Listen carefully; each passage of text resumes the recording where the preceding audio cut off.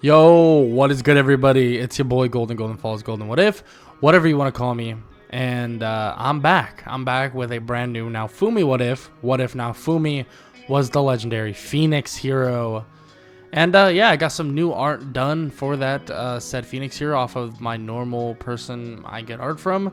And I have a brand new Naofumi What If for y'all. And I think I'm going to have another What If running side by side with this, obviously, which will probably be a Deca What If. I'm not sure what it will be, though. So I'm debating if that will be a series, and it will give me enough time to basically set up a nice little movie for y'all for the 25K sub special, because, I mean, I feel like that's a pretty big milestone, and I appreciate all the love and support to get me to that milestone. But yeah, that's about it. I'm not going to waste much more of your time. Check the links in the description below. Leave a like, leave a sub, do all that good stuff. I appreciate it. And let's get right into the what if. Let's get it. Naofumi Iwatani. He was born in a normal age, in a normal world. He would be a normal kid going to high school, going to college. He would enjoy the simple things in life. Movies, going out with his friends, anime, anything you could really think of, even reading. And those are the things that he would enjoy throughout his life. And eventually he would get into this brand new book. A brand new book that would really change his life forever. And this book was to be fantasy. He begins to read it, and it's named The Immortal Phoenix. A phoenix would fly throughout the world, fly throughout the entirety of this country, and it's said that the power of this phoenix eventually would be deemed within a person after the phoenix would tarnish and die, emerging with someone else, and to live on within this person until the lifespan of the person would then fall, to death. It is said that this person could basically enhance himself or herself immensely through the powers of the immortal phoenix. Flames, wings, and many other things would come across this person. Naofumi Iwatani would continue reading on, extremely interested, reading about more and more about this phoenix, about what happened in the past, and the type of person the phoenix gave power to far or long ago, being that of a hero of 2,000 years ago. He would learn that this phoenix would deem someone worthy, but it would seem as if this person would go through trials and tribulations, many that all were deemed from the people that were around them. But just as Naofumi would want to learn more, what would happen to these people and what would happen to the new Phoenix or Phoenix hero, he would look more at the pages to see that they are just reflective. There's nothing on them. He would look closer and closer, flip page after page, but there was nothing there. Eventually, though, the pages would run out and the book would poof into nothingness right in front of him. He'd freak out looking around to see that the entire library he's in is on fire. But at the end of the day, this fire, it wasn't hurting, it wasn't burning, it wasn't hot. Blue flames would appear all around and then dissipate as the building would crumble to nothingness, and a black void would be there, staring at Naofumi. A black void of emptiness, and then he'd pass out. Light would then surround Naofumi, and his lifeless, or at least unconscious, body would float for a second, growing these beautiful red and orange wings, lighting them on fire as his clothes would begin to change, but then the fire would calm down. He would land back on the ground where he was supposed to be. He was supposed to be in a brand new world, and that's where he is now. He would awaken, and the three others that are there with him are confused. He didn't wake up until about 5 seconds after them. But this guy, I mean, this is terrifying. He has wings. He has basically these slight different changes to his body. What's going on? His clothing is so much different than theirs. And Naofumi, eventually getting up, would look around and see these wings and even freak out, beginning to panic and feel that they are attached to him. When he touches them, there is a sensation there. It's as if he touched his hand or touched his face. It's the same thing. It's an extension of him. He looks at the people across from him The people across from Naofumi, though, are a little bit different. They have variety of different weapons, one with a sword, one with a spear, and one with a bow. Naofumi not having a weapon even on him, but his clothing resembles that of what he was reading, a phoenix. And on the end of his wings, it seems to be there are phoenix-like feathers kind of streaming down his back. He's not exactly sure how this even occurred, but it seems natural, as if he had this on him his entire life. But just as the knights and many others come down to greet the other heroes, let's just say they're not so fond of the way Naofumi looks. They immediately react with basically fatal intentions surrounding Naofumi, and Naofumi is shocked and doesn't know what's going on. They immediately say that this is what they know as the immortal phoenix, the phoenix that if they don't kill this hero, that it will deem the entire land basically to die. Immediately Naofumi tries to fly away and tries to leave, but of course he's confused. They call him the immortal phoenix, but at the same time they're trying to kill him. Isn't someone that's immortal, well, not gonna die? He's not really willing to really take that chance and allow himself to die, but still he'll fly. He begins to try and struggle to fly away from them, and he's able to escape slightly out of the castle and then breaks through a window to leave. With small shards in his wings, he only flies about, well, maybe 50 to 100 meters away, but luckily that's far enough to get to the opening gates for him to run away. Everybody in the town or in the city is confused. The kingdom of Melromark is on high alert and wants to make sure that this monster dies. Naofumi would leave and eventually arrive at a small town, a town that would eventually be known as the city or the town of Loot, or the village of Loot. When he would walk around, he'd be stared at with the wings that are all on his back. But then a couple kids and also an adult would come over and begin asking him to sit down, to please relax, and that they're gonna get the shards out of his wings. They do just that, but Naofumi questions why they're not running in fear. He's just was attacked and they tried to kill him, so why aren't they doing the same? The village of Loot is on high notice, but they know who he is. The rumors are one thing, but they have seen it personally firsthand. They've seen the Phoenix hero do good things. They've seen, well, in the past. He wonders how that's even possible. From what he's read, or what he read in that book, if it's true or not, it was thousands of years ago. But they say that they have books and books about past Phoenix heroes doing good deeds, saving this world. That's what the Phoenix hero does. But Melromark has built up this odd reputation, this odd idea that the Phoenix, this immortal Phoenix, is here and will have long-lasting ripple effects that will burn the entirety of the Melromark kingdom to the ground. So they're terrified of him. Terrified of the Phoenix hero. And I mean, from the stories, wouldn't you be as well? Of course, Naofumi understands that angle, but he doesn't understand how it didn't happen before, but why would it happen now? Immediately, the people there begin to say that, well, the Melromark people are supposedly, or at least rumors has it, are the ones that drive him out of existence. Drive the Phoenix hero to death. They're not sure how that even works, but supposedly that occurs. But the cycle will break when Melromark burns to the ground. That is the idea.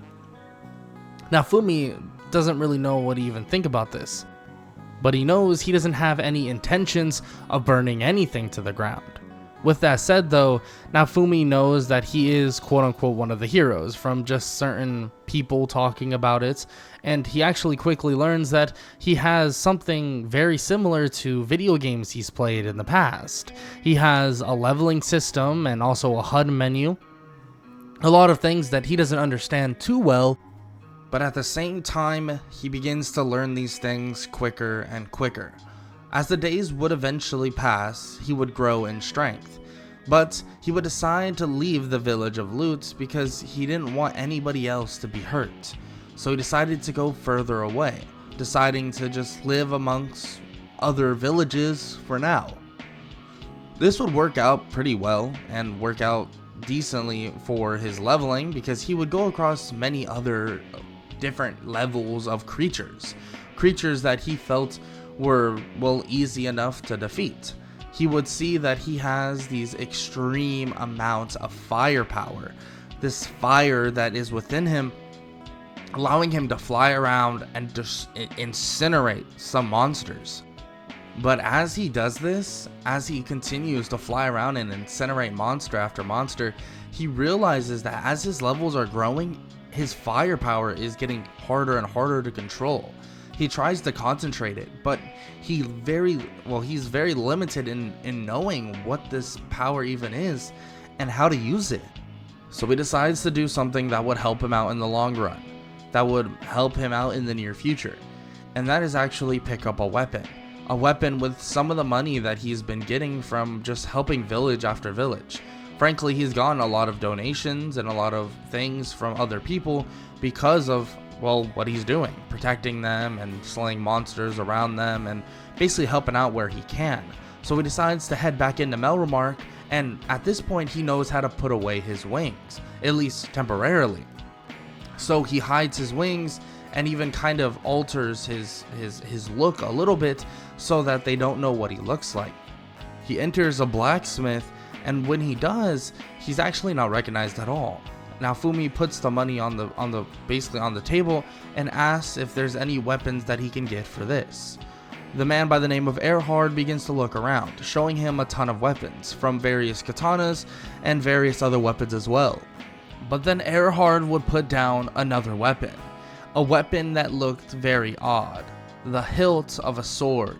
There was no blade on it, there was nothing else on it, and Erhard would point at it to say that this right here is something that he'd definitely be interested in, something that will control his power. But just as he says this, Naofumi is about to just take off, go away, but Erhard tells him to calm down. He's known since he walked in, but there's no reason to be, well, rash. The only people that truly care or think that that whole legend is true is the higher-ups of Melromark, the people that are royalty. He does not. He does not believe that to be true, but he says that this right here is something he wants to use. Trust me. Naofumi would grab it, hold it in his hand as this flame of a blade would show up. Immediately, Erhard would be shocked and would be amazed by the way it looks, and would tell him that the rumor has it that he'll be able to make various weapons out of it. He doesn't know how it works, but supposedly that's how it does. Naofumi thanks him and says that he'll give him all the money he has, but Erhard shakes his head, saying that a small amount is just fine. It's only a hilt. It's not like anybody else would buy it. Of course, Naofumi understands that, giving him an extra little bit of money, and he takes off before he's seen once again. But while he's leaving, he's stopped by one more person, and he gets this eerie feeling about this person. It's the slave market owner. The slave market owner tells him that he has party members for him if he so chooses, because he knows that the Phoenix hero is, well, deemed, well, basically an outsider. So Naofumi isn't really sure how to feel about this, but he senses so many different creatures within the building. So many different creatures that for some reason within him, the fire is screaming at him to basically free all of these people. As Naofumi walks in, he sees creature after creature, but none of them are rowdy. None of them are looking at him, growling, nothing like that. It's not that Naofumi is strong by any means. He's only level 20 at this point. Yes, he was gifted in terms of power, so he's able to accelerate the leveling process way quicker, but this is so weird. It's so odd. It seems like all the animals, all the creatures, all the monsters, all the demi-humans, they respect him. It's as if he is somehow of royalty status to them. He's not exactly sure how that even works, but still, he doesn't know how to feel about it. But just as he hears that this person is keeping them as slaves and treating them poorly, the man would then get the hilt of the sword, or well, the sword itself, plunged through his chest, and his body would incinerate into nothingness. Naofumi would then set all the monsters and demi-humans free, and, well, he would look around as they would stand there, staring at Naofumi. Naofumi would then speak, telling them that they could leave, live a normal life, and be safe within their own or with their own people. So many of them begin to leave, begin to head out and run away, run off. But there's a couple that are still there, some that don't really know what to do. But those couple would eventually leave as well, leaving only one, a little raccoon girl that goes by the name of Raftalia, that is extremely sick. She begins to ask, well, she just wants to go back to her village, go back to help her people. But of course, that is not that simple. Naofumi would take her over to that said place, but the place would be kind of messed up, destroyed. But Naofumi tells her that, well, they can get her away from this sickness that she currently has, which he personally can do with some of the powers that he has connected to the demi-humans, which when he does this, she actually joins his party via doing this because he actually creates this connection via the fire. And during this point, Raftalia would grow slightly in strength, but he would make sure that she stays in a nearby village that would treat her properly. With that said though, she's just a child at this point, so he doesn't want to put her under stress and under monsters trying to attack her, at least at this moment. But she does find a lot of interest in fighting with him. She actually knew about what the Phoenix Hero would be and actually wanted to meet him one day. On top of that, wanted to see the Shield Hero, but unfortunately the Shield Hero wasn't summoned. Nonetheless, Naofumi would allow Raftalia to join him after she learns how to actually use a weapon, leaving her a katana and telling her that there are many things that he will teach her in the future, but first, they need to go over the basics. She needs to learn. And of course, Naofumi searches the villages and finds someone that could teach her swordsmanship, in which they have no problem doing so with the debt they have to the Phoenix Hero. Naofumi would continue his training, leveling up and using his new weapon. He would slay monster after monster, getting insane amounts of training and getting money from missions that he would do over time. Keep in mind, he has wings, literal flight, so this would allow him to move from place to place extremely fast, even allowing him to go to a nearby country by the name of Shield Frieden. When he does, he is invited with complete grace. They love the Phoenix Hero. Frankly, thousands of years ago, he was summoned to Shield Frieden, or at least that's the idea that happened. Naofumi is confused though, because knowing that there are demi-humans here and questions about their being demi-humans somewhere else. They say yes, that is true, and that they were once one with Siltvelt, but now they're not, and it's been like that for a little bit. So I guess technically the Phoenix Hero was summoned to Siltvelt, quote unquote, but that was when they were combined. Of course, Naofumi didn't really need the extra explanation, he was just a little confused, but nonetheless, Naofumi gets some information from them and also learns of basically the Dragon Hourglass. He goes up to it to see that there's about a week before the next wave is about to begin. Of course, they begin to explain the waves to Naofumi because Naofumi hasn't really gotten that much information about them. He was basically banished from Melromark immediately, so he kind of sits on the outskirts of all the villages. And immediately Shield Frieden says that he could base there if he so chooses, and if it would be great if he could help with the waves that would be there as well. Naofumi says that it will take some time for him to move because he has some people that he knows around the outskirts of Melromark, but says that he'll definitely consider it because he's sure that they can handle the waves on their own, at least with 3 other heroes. Of course, the noblemen of Shield Frieden would agree with this because, I mean, they didn't get to summon anybody, but at the same time, nobody was able to summon anybody except for Melromark because they basically betrayed the treaty. Nonetheless, though, Naofumi would continue with his training over the next 7 days, leveling up more and more, getting used to his weapon more and more. He's actually able to channel a ton of his power into the weapon and not worry about it destroying or having an aftermath. He would eventually arrive back at the village where Raftalia currently is and see that she's grown up into practically a teenager, looking around the age of 17 to 18. which confuses the hell out of him, but it's explained to him that demi-humans actually grow at a faster rate when they level up, and since she is part of the hero's party, there's a reason why she grew up so quickly. Naofumi is shocked to hear this, but then asked Raphtalia if she would like to go over to Shield Frieden with the people that are similar to her, with aka demi-humans. She is definitely interested in this and asks if they're going to be fighting the waves over there, in which Naofumi says yes, that they actually got some information over at Shield Frieden, and since the Melromark has already 3 heroes, there really is no reason for him to be here. In which Raphtalia is fine with this and thinks that this is a great idea, so he takes Raphtalia and anybody else that wants to go over to Shield Frieden as they make their own base camp over, at their new country. After some time would pass, a bunch of people would realize and hear that the Phoenix here has arrived, and of course they're excited about this, giving him free things and helping him out the best they possibly can. And when the first wave would finally arrive, Naofumi and Raphtalia would be completely ready. The wave would then finally begin after days of preparing, and the monsters would begin to invade. Naofumi would attack toward the main monster, or the main boss, that as Shield Frieden has told him to do so.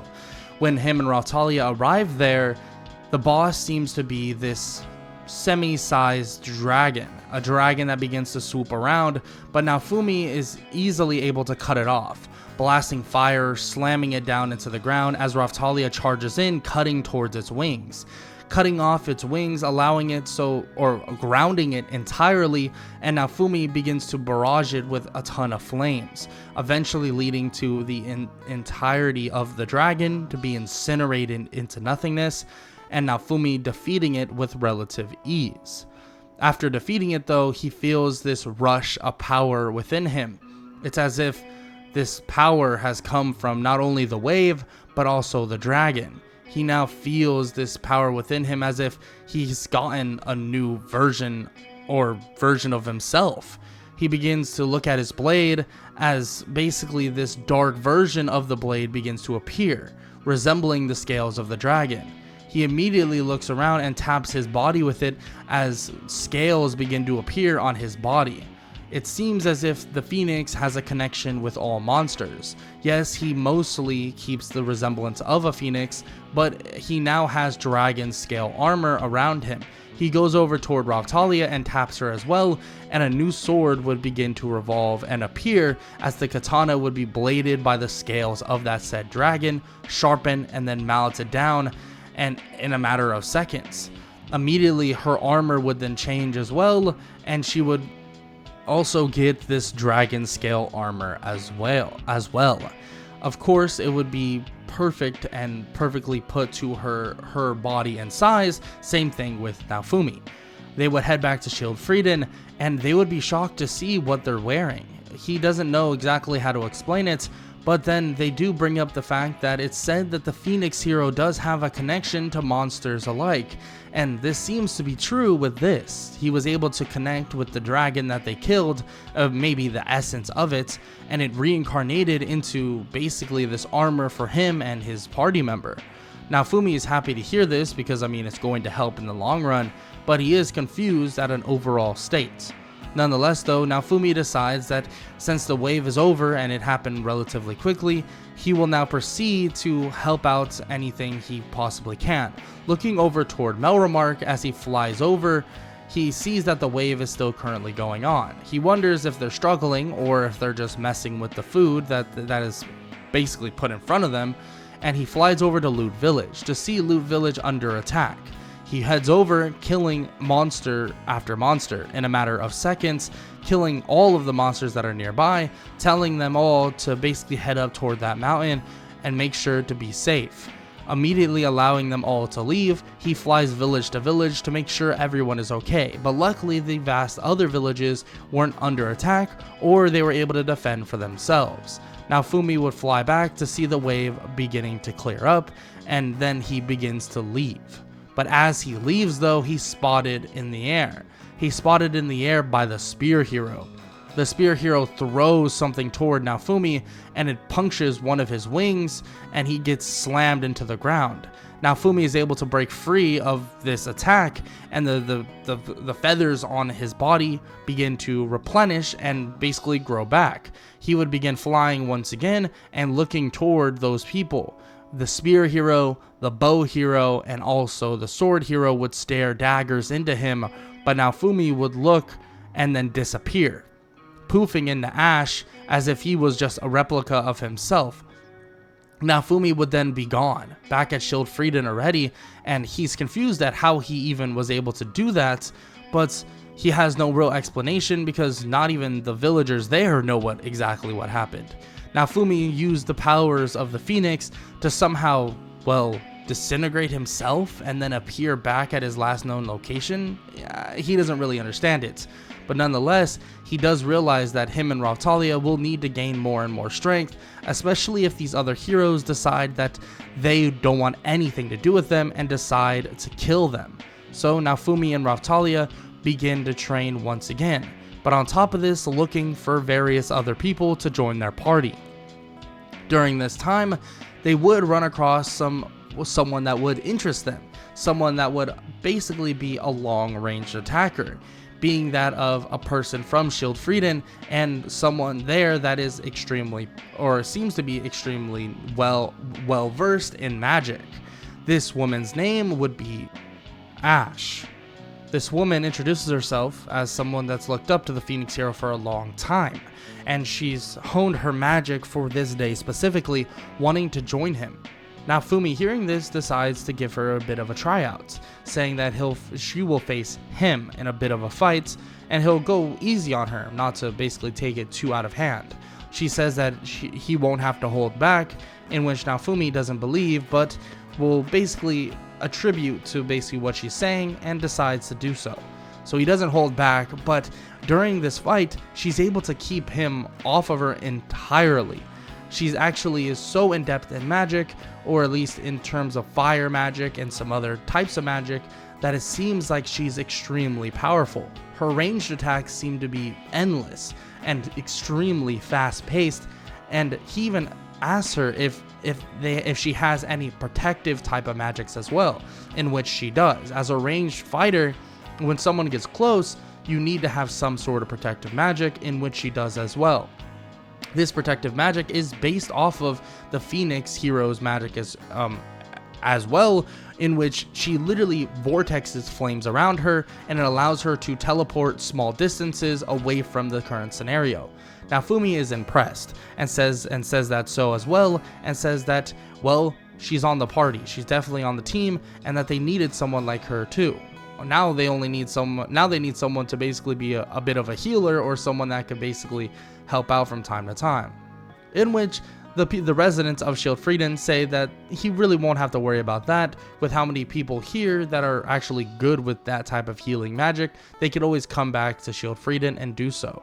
Naofumi is happy to hear this, but just as he begins to speak with them, he begins to sense something that gives himself a headache. He immediately looks toward Melromark, but they're confused at what's going on. He immediately grabs Raphtalia and also Ash, saying that they need to go now, flying off, and just as they fly off, they arrive and they're floating above a nearby village, a village that Naofumi never even went to in the first place. But just as he arrives, he feels the ground shake and everything begin to tremor. He hears a voice, a dark, creepy, and destructive voice whisper into his ear, as if this dragon that's laying dormant and dead on the ground is about to awaken. And that is exactly what's going to happen. The dragon puts one foot up, another foot up, and begins to stand. The dragon roars so loudly that it seems as if the villages all around can hear it, and Naofumi himself can feel the pain within this dragon, the anger, the fierceness, every emotion that you can think of is within this dragon. He's so mad, but at the same time he's petrified, terrified of what the sword hero just did, and now he's back up. Now he's beyond what is dead. Now he's a zombie-like dragon. How could he let someone so weak defeat him? How could he let this happen? Of course, Naofumi can feel all of this with the connection through the phoenix, and Naofumi begins to fly toward him as he puts Rautalia and Ash down. Flying toward this dragon, the zombie dragon stares at Naofumi and roars, and it begins to charge up an attack that is about to blast Naofumi in the face. But Naofumi stands there, not moving an inch. He puts his hand out and puts his hand on the dragon. As he does, fire begins to revolve around the dragon, and it seems like the zombie skin begins to shed, and the odor that was once there, that was plaguing over the village, is now disappearing. The zombie dragon is now turning back into his normal self, and Naofumi seemingly has tamed it with the flames of the phoenix. Naofumi stands there with his hands on his hips and says that it's now time to be calm, and it's now time to be something that he didn't even think he would be. The savior for all of these people, the savior against the waves. Naofumi smirks, and the dragon begins to kneel and lay down as if this dragon has the utmost respect for the Phoenix hero himself, and, well, more specifically, the immortal Phoenix that is connected to him and various other creatures in this world. And that is a wrap for What If Naofumi Was a Legendary Phoenix Hero Part 1. If you enjoyed, make sure to leave a like, make sure to leave a sub, make sure to leave a comment down below, all that good stuff. I think this is going to be probably like 4 parts long, unless I make Part 2 like way longer. I'm not sure yet. It might be 3 parts. I haven't really decided. But nonetheless, I hope y'all enjoyed, and I hope all of y'all have an amazing day. Later.